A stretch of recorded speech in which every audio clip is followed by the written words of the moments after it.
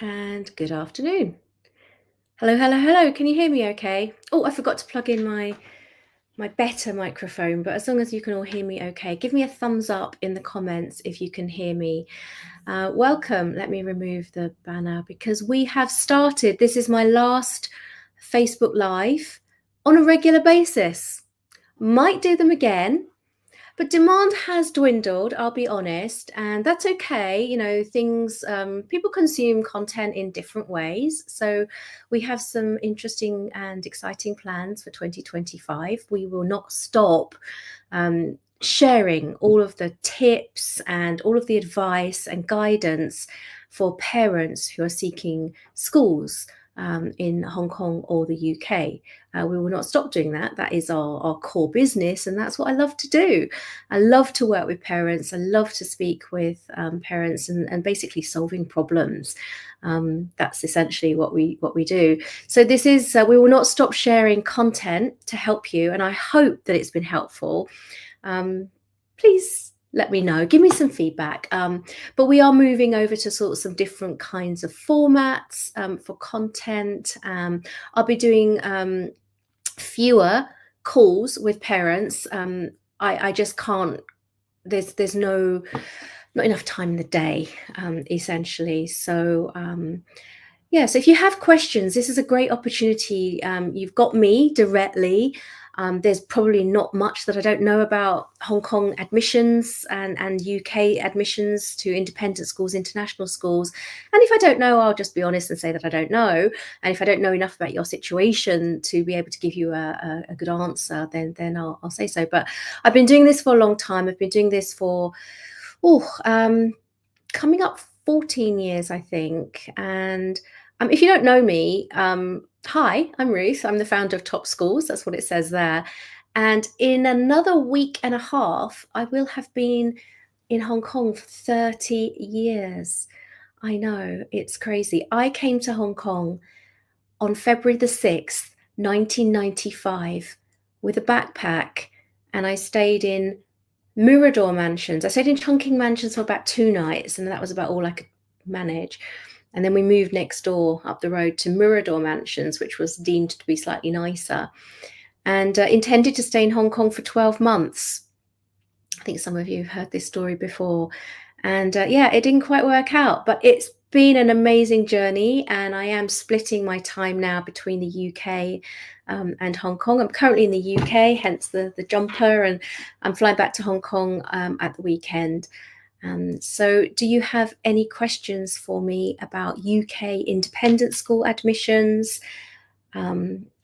applications, assessments, and all of what it entails, or Hong Kong school admissions? I had a question this morning, which I'll go to if you don't have any for me live.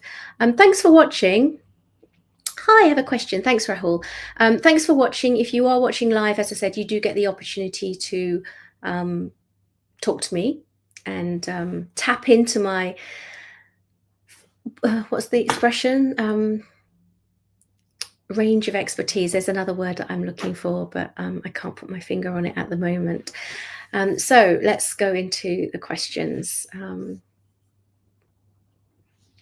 Hi, Rahul. Which IB schools you could apply to which are in the similar range as ESF?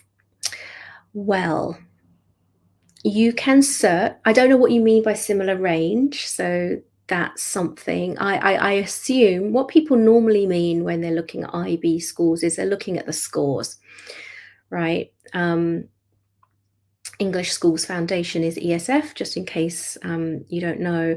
So let me answer this a bit more broadly, and if you can provide me with any specifics, Rahul, I'm happy to go back. Oh, fees. Oh, you mean the fee level? Okay, here's the thing. Quality comes at a price. Now, I'm not saying that you need to put, the more that you pay, the higher the quality. That's not what I mean, for sure. That does not correlate. The super expensive schools might not be better than the moderately expensive schools. So let's say for a moment, I think we can all agree that ESF is moderately expensive. They used to be somewhat reasonable. We used to say affordable or reasonable, and they still are in the market. But of course, they hire quality teachers, they have a lot of overheads, and the IB itself is an expensive program to run. Now, most of our schools in Hong Kong are offering IB in some form or other. So, Rahul, firstly, I would say to you, are you married to the IB?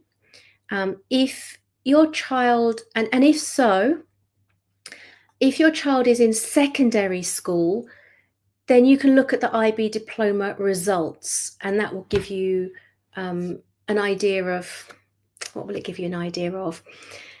It's really complicated. It will give you an idea of something. It really depends what you're looking at and what you're looking for, but it also depends on your child. So what we do is finding the fit, and you know, when I came up with that, it really is about the fit. There is the right fit school for every child. And I have this conversation very frequently with parents, like they're looking at the scores. And I understand why they look at the scores, because this is it's a concrete data point, right, to hang a lot of things on. But it doesn't mean just because a school is achieving, you know, A's and A stars or IB scores of in their 40s and high 30s, doesn't mean your child can. It really doesn't.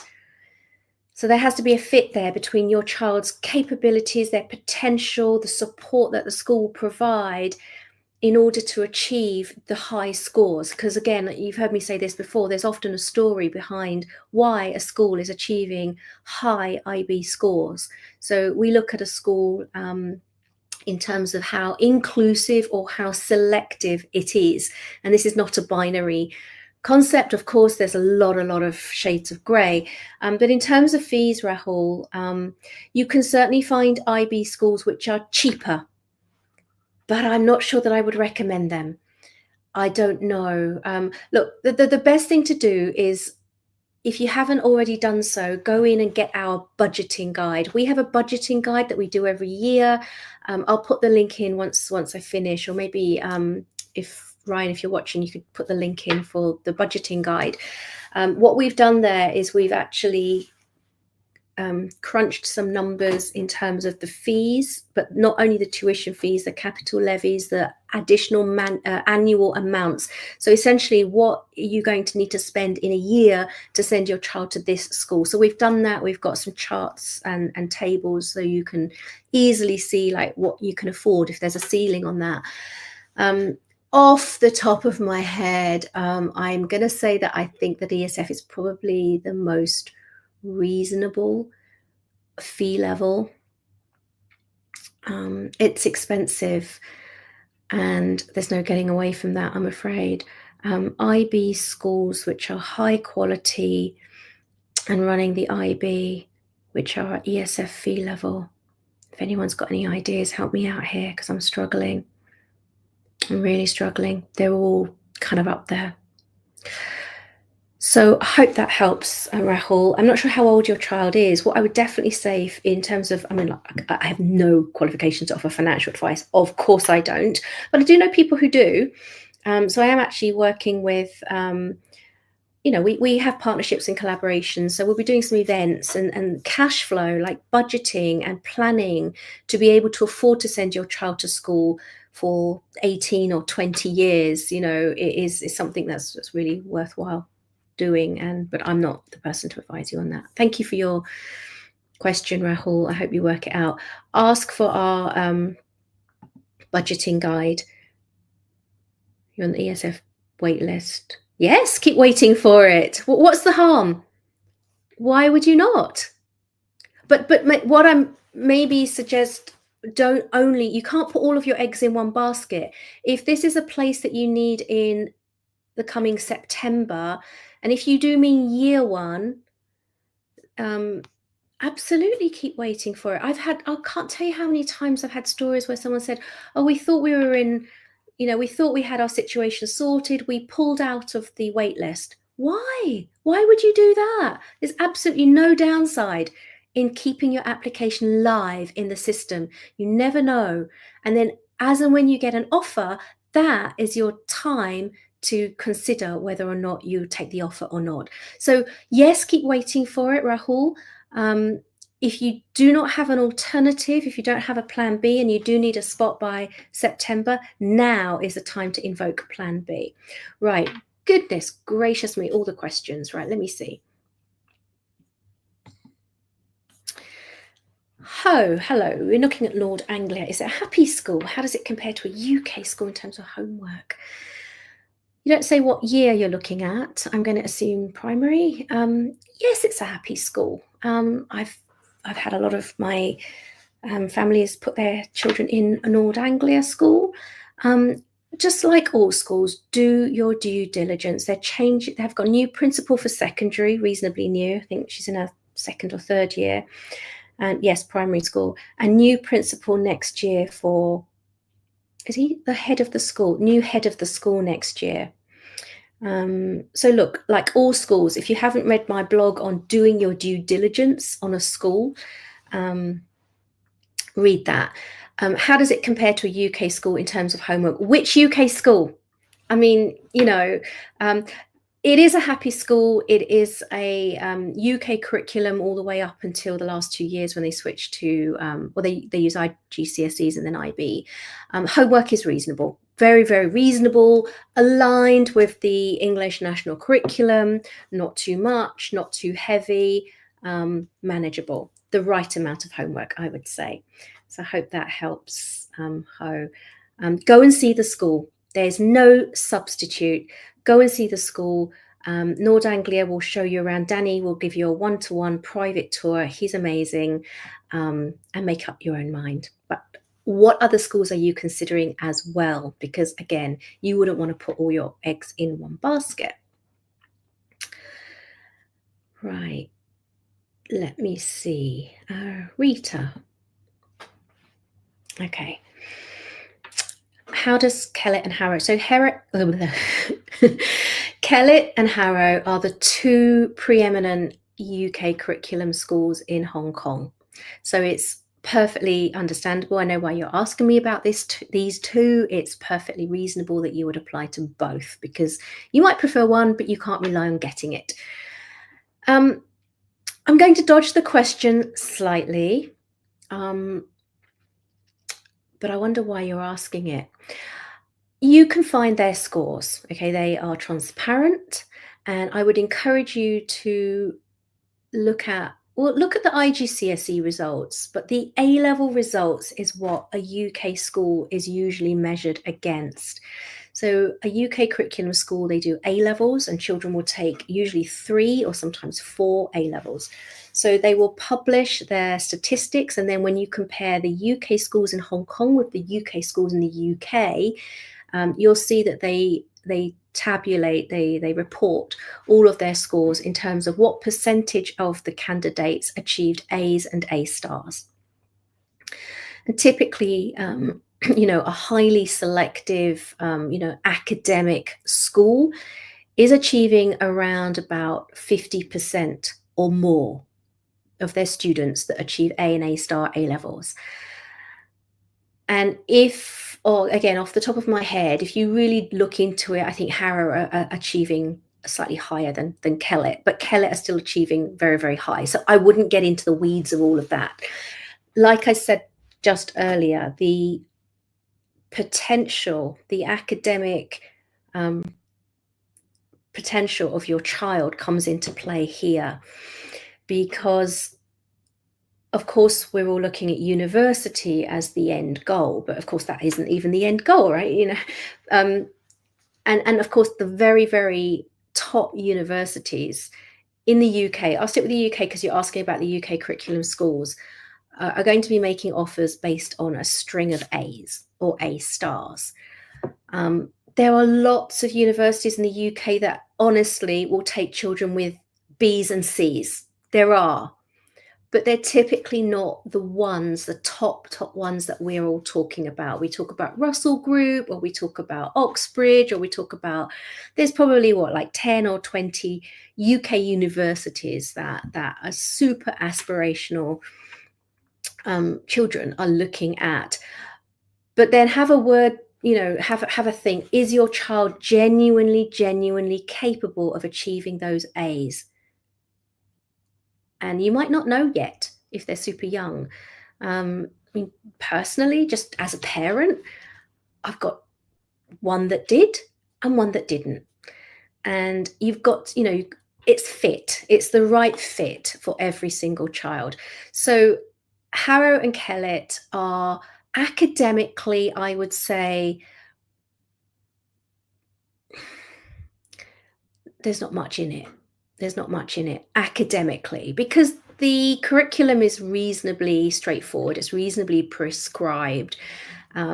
So if you are fortunate enough to have offers from both, and I said that you probably won't have offers, you won't have the luxury of just being able to apply to one and get one, but if you do, then congrats. But apply to both.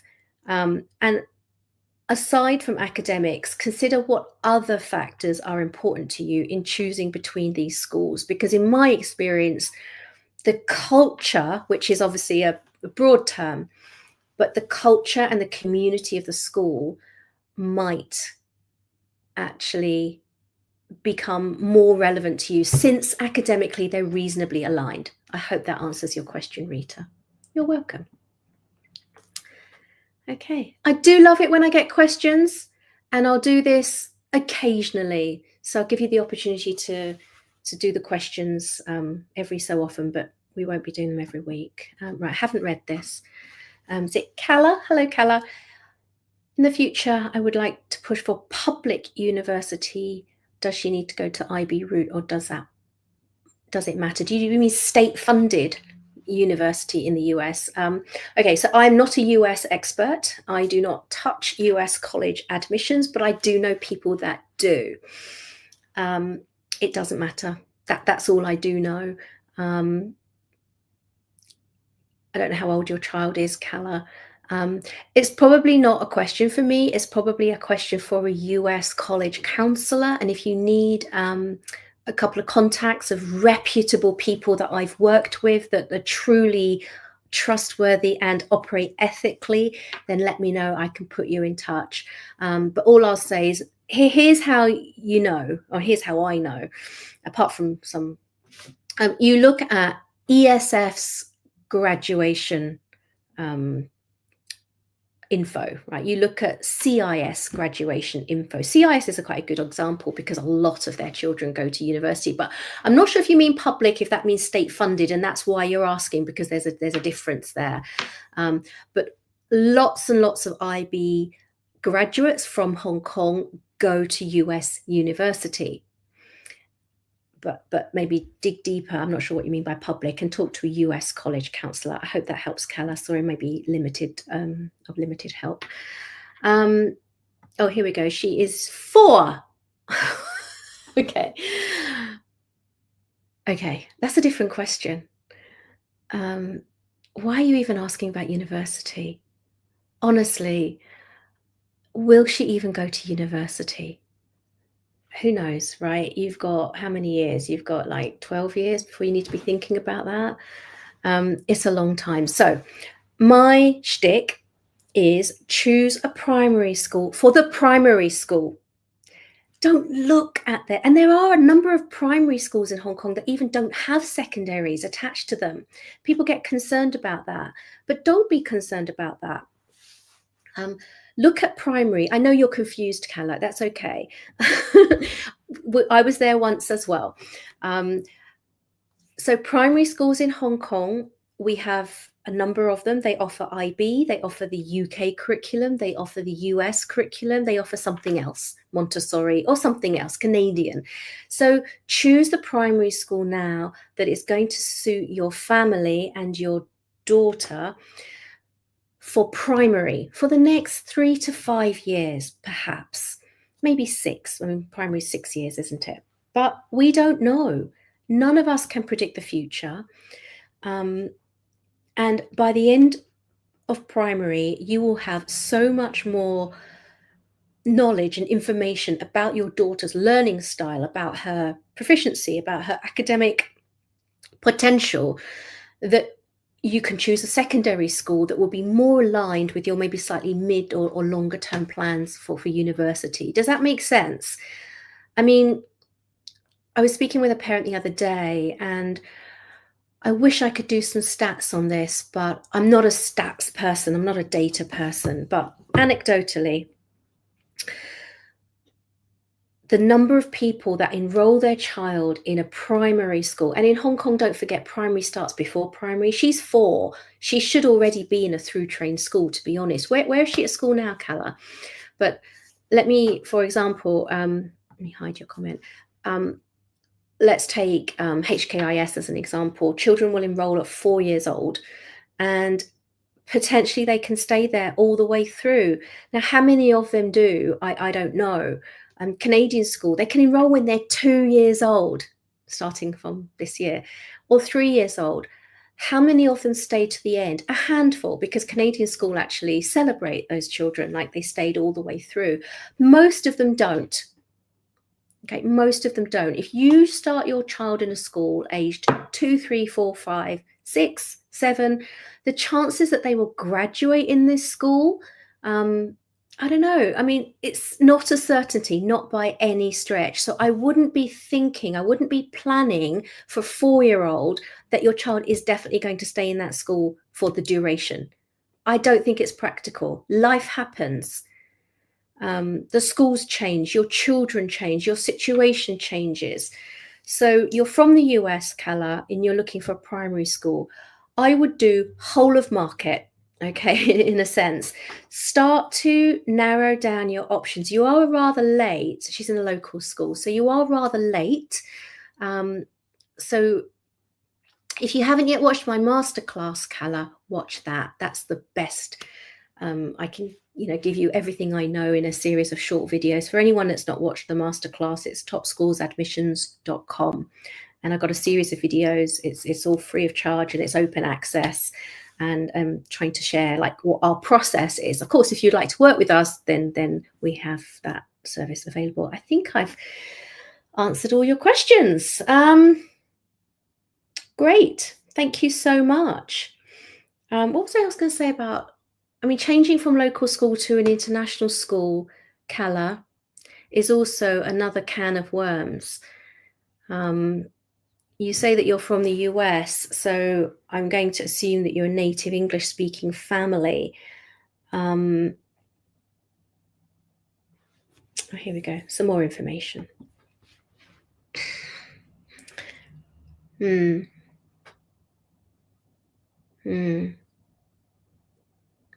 That's okay. It is confusing, and we all have to learn as we go. That's why I'm here. This is a really common situation. Okay, I've got a couple of comments on this. She's only 4 and she's not doing well. It's pretty early to draw that conclusion. But equally, that might be a sign. So I don't know. It is complicated. But if you do want that Chinese language foundation, an EMI or an international school is basically opting out. You won't get that. You're giving up on that. So do think very carefully and very clearly that try to identify why you think she's not doing well, and don't listen to Chinese teachers, honestly. Chinese teachers mean well. I'm sure most of them do, but they give up on children very, very easily. So as parents, my children went to a hybrid private independent school where Chinese was the main medium of instruction, or an equal medium of instruction. And I always say to parents, if I can do it, anyone can do it. And so, because I, like you, wanted them to have that strong Chinese language foundation, and I know, probably like you know, that if you don't do it now, then that ship sails by the time they're 4 or 5. You can't go back. So she has been in a local kindergarten Is she learning Cantonese? I would think very, very carefully about opting out of it. And the difference between an EMI school and an international school obviously is cost. So again, that's a whole can of worms. I think there's a lady called Victoria that runs a really good group on EMI schools. I used to teach in local schools. I used to teach teachers in local schools. We had a program many years ago now. But yeah, just do your research, Calla. I hope that helps. And yeah, let us know how you get on. Oh, yeah. Yeah. Well, maybe you need to do some tutoring, to be quite honest. Everybody does. Even the native Chinese families are tutoring. So do consider that. It's not you're not selling out. I would, if it was me, and I had this, right? Oh my gosh, the number of times the teacher said to us, your child is not doing this, your child is not doing that, and your child is this or that. I said, well, actually, I'm delighted. My child's in the middle of the class. I'm going to celebrate that. Fantastic. Thank you very much. So Chinese teachers are a little bit, they can be a little bit easy to give up on the children because it's drain on their resources. Or so consider some tutoring and stick at it. You can do it. All right, thanks, Calla. Right, another couple of questions have come in while we've been waffling on. Hi, Christine. What time is it? Okay. Any updates on how the new Dalton is doing? I don't know. I'm going to go down and have a look. I've been in the UK for a couple of months, actually. Hey, Sean, if you're watching, can I come down and have a look? I do have families that went in this year. So I'll be checking in with them after Chinese New Year. We always like to give them, a good sort of run at it and see how they're getting on. So we do have families that started in the not the global stream. Sorry, they actually started in the private stream. So, I mean, the global stream, I'm probably not going to follow that. I don't know. I'll go and have a look. I don't know. Sorry, Christine. Is this the same Christine? Yes. Oh, Dalton's very different to ESF. Very different. Very different. Would be an unusual backup. Message me. I do have an idea for you. So waitlisted, I don't know if you mean pre-assessment or post-assessment. Are you waiting for an assessment, or have you had the assessment and you're waiting for a place? Could you just type that for me now so that I know? Yeah, ESF is, and it depends on the school. And for all schools at the moment, if you're sitting on a wait list, and I've said this for the last few weeks, we have to be comfortable with being uncomfortable for a little bit longer, because the schools don't know, past assessment, great. The schools don't know how many places they are going to have yet. They have an idea, but some schools have done early re-registration, i.e. Asking all of the current parents, are you returning next year? But I know, and you know, that you may have already told your school that you're returning next year. You have to, because you're still waiting for offers on other schools in which you're waitlisted. So we know that this process goes on. We get offers in June, even July. It's really, really difficult. I know that practically speaking, it can be stressful, but just hang in there. If you don't have a backup, I would advise that you do have a backup. But maybe you could just message me offline about that, Christine, and I can, yeah. Well, thank you for all your questions. I am going to end it there. I've got another meeting on the top of the hour. So thank you for making my last regular live very interactive, and thank you for all your questions, and thank you for watching. Thank you for all your support. If you've enjoyed this piece of content, then please give us a comment. It really does help. It helps other parents to see what we're doing, and if they might need support, then they'll they'll be aware of us, and we would really, really appreciate that. So I'm thinking of doing these about maybe, well, let me know, what do you think, like once every month, once every other month, or something like that?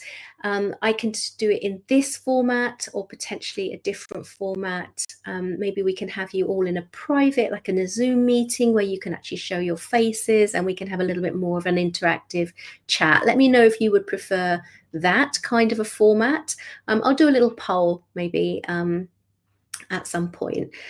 And so thank you for being in the group. Thank you for supporting the group. Ask all of your questions in the group. We have 31,000 members plus in the group, with new people joining all of the time.